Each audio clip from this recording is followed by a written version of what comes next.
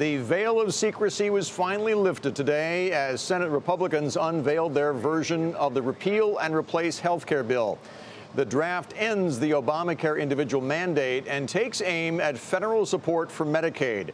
Naturally, not everyone is happy, and the GOP wants the bill passed by the 4th of July break.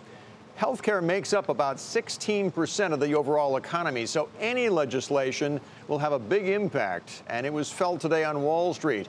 The major insurers were higher, as you can see here, up fractions.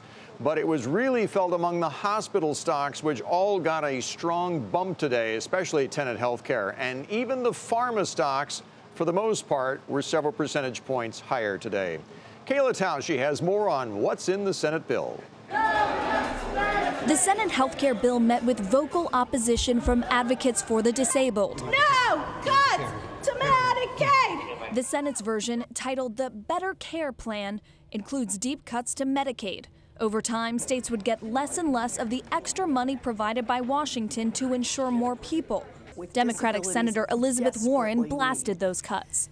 Medicaid is the program in this country that provides health insurance to 1 in 5 Americans, to 30 million kids, to nearly 2 out of every 3 people in a nursing home.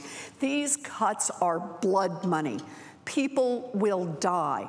The opposition's not just from Democrats. For conservative lawmakers, Rand Paul, Ron Johnson, Ted Cruz, and Mike Lee also found fault with the draft, in part because it doesn't cut enough.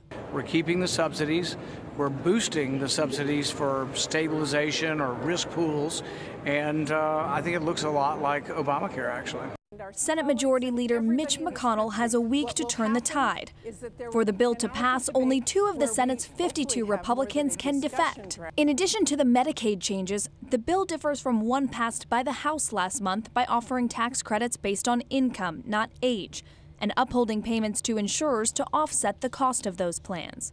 McConnell says the status quo is not an option. Because Obamacare isn't working by nearly any measure. It has failed, and no amount of 11th hour reality denying or buck passing by Democrats is going to change the fact that more Americans are going to get hurt unless we do something. One option, take the vote to the floor without the public support. If it fails, lawmakers go back to the drawing board on a key campaign promise. For Nightly Business Report, I'm Kayla Tausche, Washington.